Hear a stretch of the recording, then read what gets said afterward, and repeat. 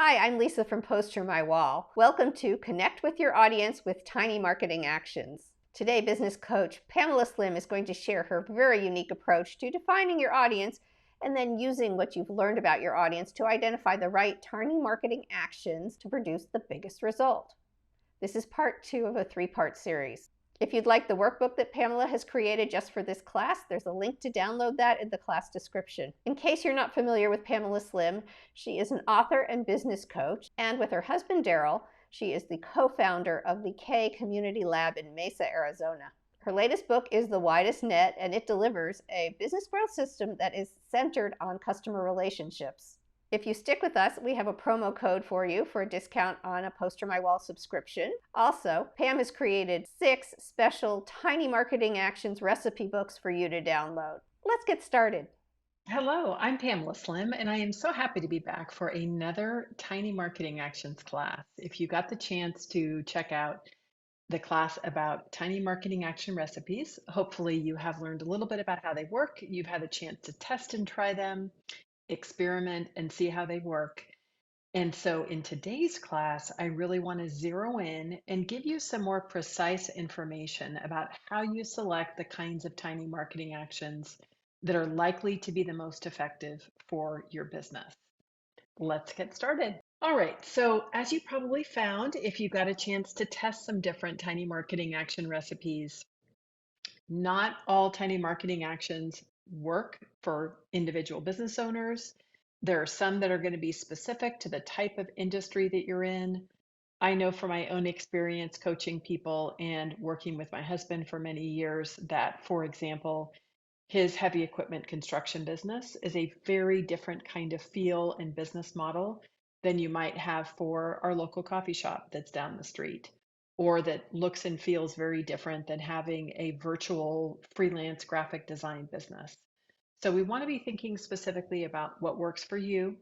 How can you make different selections so that when you do have time to be doing tiny marketing actions, you're spending your time and energy in the right places? So we're going to look at the big picture of the kinds of things that you really do need to have in place in order to make good strategic decisions about your business. And I know sometimes when you're looking at a number of different components about a marketing plan, it can feel a little bit overwhelming, but I'm going to try to explain them in a way that just allows you to see how one piece builds on the other and how when you set certain things up correctly in the beginning, it makes the rest of your marketing flow very effectively. So, the core elements of any kind of marketing plan, regardless of the kind of business that you have, is first to have a definition of your ideal customer, defined by problem, challenge, or could be aspiration. We tend to think about customers sometimes in terms of people who we know, we can visualize their face. Very frequently, if I ask somebody, tell me about who's your ideal customer, they might say, oh, it's really specific. I like to work with women. To which case I'll say, okay, that's great, but that's probably like half the world's population. So could you give me a little bit more specific description of who's an ideal customer? And as we'll dig into in just a minute, when we begin to look at them in terms of what is the problem, challenge, or aspiration that you're really trying to help them to solve, then it becomes easier to know the kinds of activities that will work to connect with them. And very importantly, when we start to look at tiny marketing actions around referrals and partnerships, you have to define your customer that way in order to find other people who also can help them to solve that problem. So, for example, maybe you find if you have a local cafe that people really want a place to belong. If any of you are familiar with the television show Cheers, where you had that kind of feeling that when you walked into that particular place that people knew your name and you want to feel comfortable and like you belong somewhere. When you might define your customer that way, here's somebody who loves coffee but really wants to come play somewhere where they're recognized and people acknowledge who they are. They want to feel like they belong. Maybe they're a little bit isolated and lonely working from home. When you think about the customer that way, now you can think of some interesting ways to be providing other things that can create a sense of belonging. Maybe a local business coach wants to do a business networking event at that same cafe so that people who go there who are looking for belonging can meet others who share an interest. So these are the ways where we can begin to look at what's underneath our definition of an ideal customer. The second is just making some choices about where you spend your time and energy. We call them marketing channels.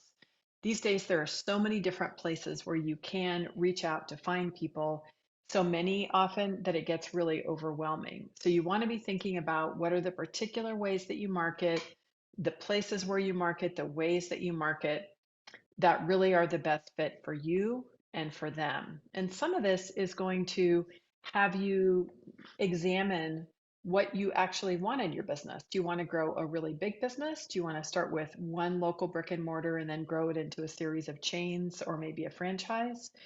Do you want the kind of business that just gives you an ideal kind of annual income that's not too overwhelming, in which case you might not need to be marketing as if you were a much larger business? So we want to think about of all the different places we could market, where do we want to do it? And then when we start to think about how you want to market, is where you look at things like establishing a tone and style. What is that brand and tone that's really matched with your values and the values of your ideal customer? We'll find that for some of you, you love things that are funny or cheeky or maybe beautiful. We can notice all kinds of different advertising campaigns. We notice the different way that people show up on social media. And to me, as a longtime business coach, the main thing that I look for is that you really have alignment between who you really are, the nature of your business, the kind of culture that you want to create, and connecting with that client who's going to relate to that. The other thing that we want to have in the big picture for our marketing plan is to understand a marketing calendar. So, what are the activities that you do on a daily, weekly, monthly, annual basis that end up being leverage points for how it is that you are connecting with other people? What happens very often as we get busy delivering services to folks is we forget sometimes for months at a time. And we know that we have not done our marketing when all of a sudden business dries up. You could be super busy. Maybe you have a, architectural drafting agency. Things are super busy. You're just producing all the time. You're growing. And then all of a sudden you realize that you really have not had any kind of communication to your clients in months. And you haven't been going to any local networking events and you haven't checked in with some of the local architects and construction folks that are in your referral circles. And that's where you can really start to get in trouble. So when you have a marketing calendar, that means that you can put certain things in place to make sure that they're part of your regular business activities. I often describe marketing as being the water to your garden. So if you want to create this flourishing place that is your business, where beautiful things grow, where you can eat and your customers can eat, it needs water. And water are those tiny marketing actions that you're delivering on a consistent basis. Solid marketing content, you do really want to make sure that that which you share is something that is really relevant to your ideal customer. And sometimes we see just people that are just producing a whole bunch of stuff that doesn't really have any meaning, or you just think some marketing coach told me that I need to post 10 Instagram posts a day. And that's, I think, where you can just start to not really feel excited by it. I think your audience is not going to be really excited. So we want to do a little bit of thinking about what's the best way that we can make sure that what we are sharing is something that's truly going to be useful and helpful. And then finally, measurement and metrics. How do you measure what you have in place so that you know if you're successful or not?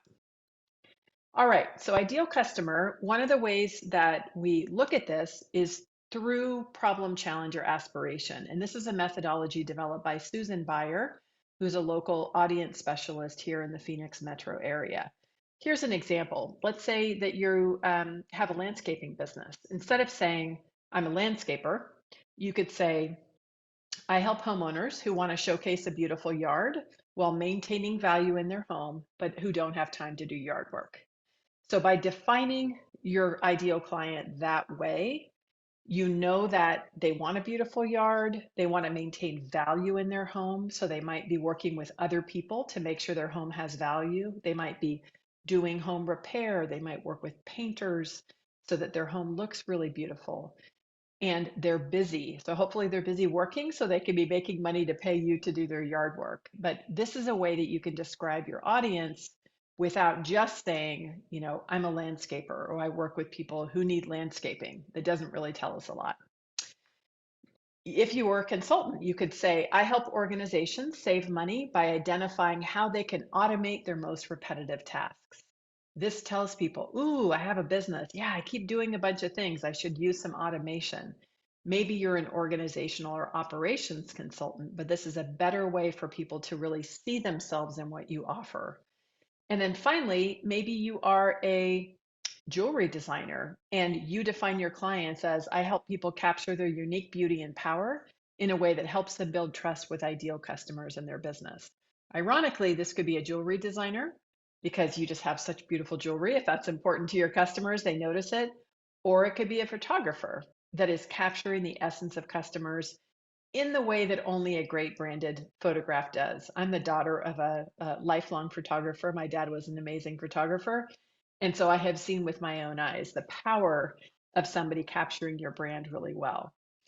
So for you, as you define your ideal client or customer, try not just a shortcut, but think about what is that underlying problem, challenge, or aspiration that will make it easier for people to identify themselves and to find other peanut butter and jelly partners who offer highly complementary services that you can refer business back and forth to. From that basic definition, then you could choose to focus in a certain geographic area. Maybe it's in Austin, Texas, for people who make $200,000 a year, who have completed a master's degree program, who might be Hispanic business owners, who are in their mid 50s. You don't have to add all of those demographic characteristics, but these are parts of ways that you as a business owner could choose to be focusing on a particular group that might be relevant for your interest, might be relevant for the service that you provide. Just make sure that you add these demographics after you have first defined your audience, its problem, challenge, or aspiration. Okay, now here's where it gets juicy. Contextually, this comes from my method in The Widest Net, which is my last book. When you have now identified your ideal client by problem, challenge, or aspiration, now you can start to see who are the other people that surround that ideal client that might also be working with them in order to achieve what they want. So let's say the third example we were looking at before, somebody who wants to make sure their ideal customers see their power and their strength and their beauty so they have visibility, so right customers can choose to work with them. There could be other service providers and influencers who are working with that same person. Maybe somebody who's a speaking coach, who's a video coach, who is a videographer, who's a photographer, graphic designer. All of these people could try to be capturing the essence of this person in the same way that you might as that jewelry designer or photographer. There might be events or conferences that are helping people who want to grow their business and their visibility. So when you show up to that place and basically everybody there is wanting to get visibility, and you walk around and you mention the fact that you're an amazing photographer and you could open up your phone and show them a couple examples, that could be a really quick path for you to find other people. What you're looking for are what I call watering holes, places in person and online where somebody else wonderful has already gathered lots of people who fit your profile of an ideal client. And I make the argument, which I've seen proven over and over and over with my clients, that when you know who it is you're looking for, you know that problem that you're helping people solve, it is so much easier for you as a business owner to go to one of those watering holes, to show up at that event where somebody else has already made sure that your ideal clients are there. Or if you might go to an association, let's say you notice that you love working with business owners who are CPAs. There are specific associations that are for CPAs that are local organizations or national or even global organizations. So if you find you love to work with those business owners as a photographer and you love to work with folks who are also CPAs, imagine showing up at the National Association of CPAs, which I'm sure there are many.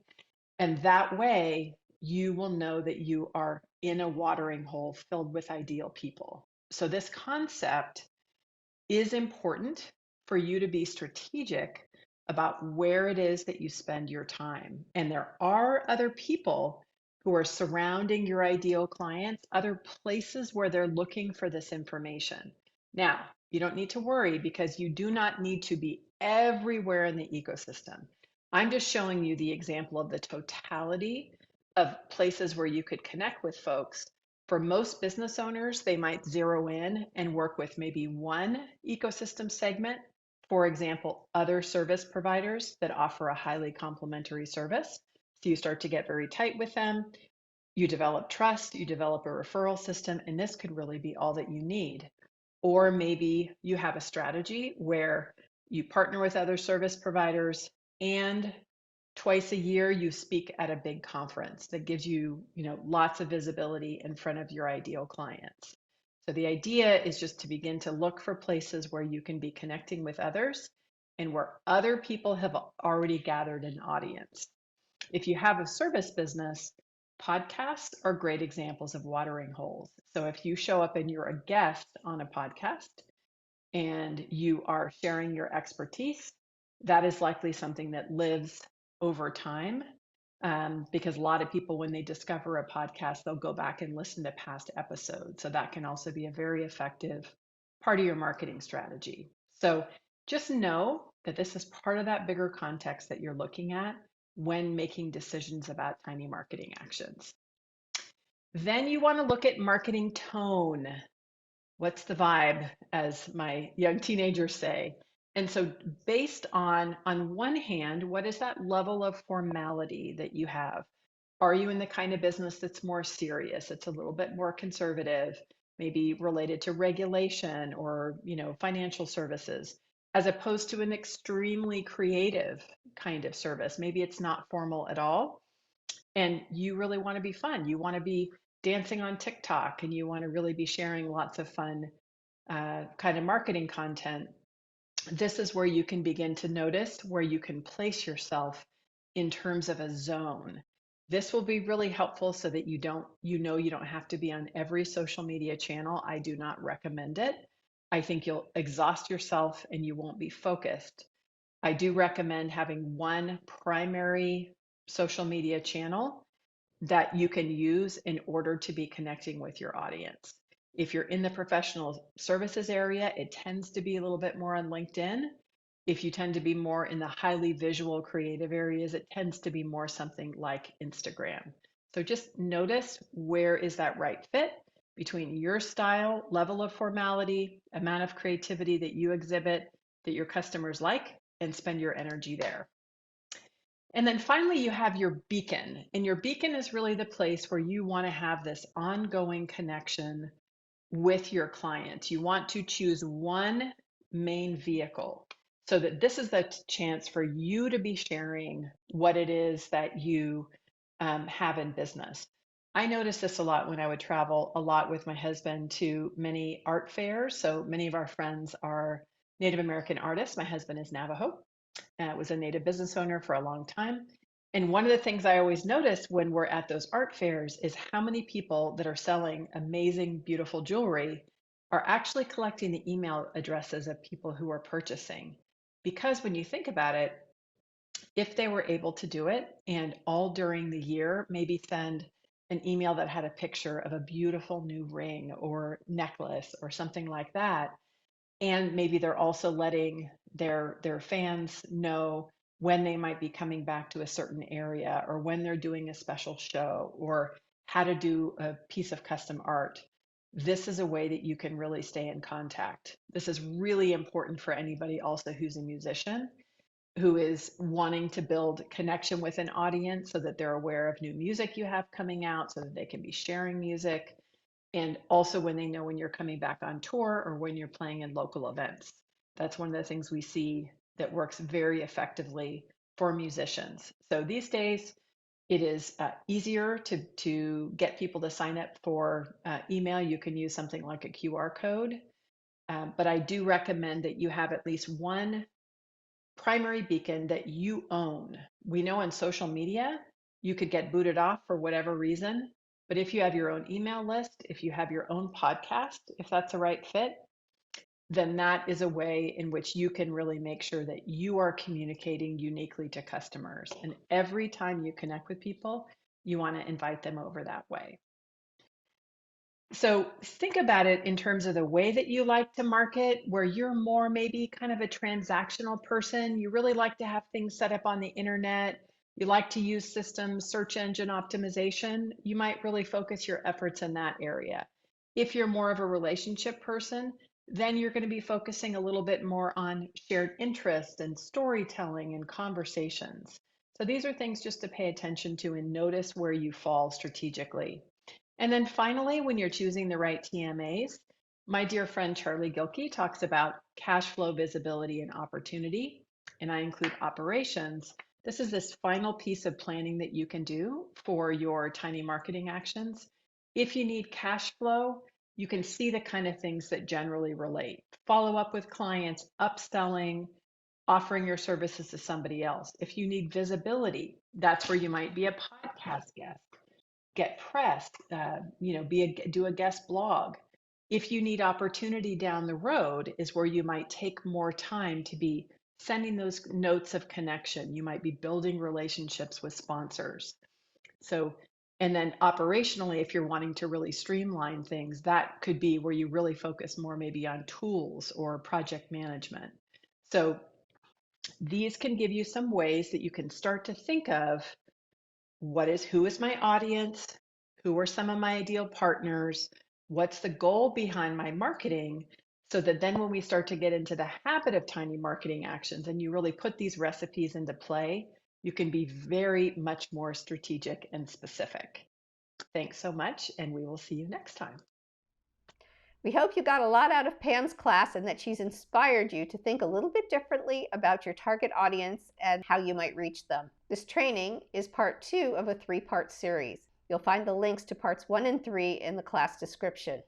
Also in the class description, you'll find a link to the workbook that goes to this class. If you'd like to learn more about working with Pam through one of her 6-week Tiny Marketing Action classes, there's a link to more information on that as well.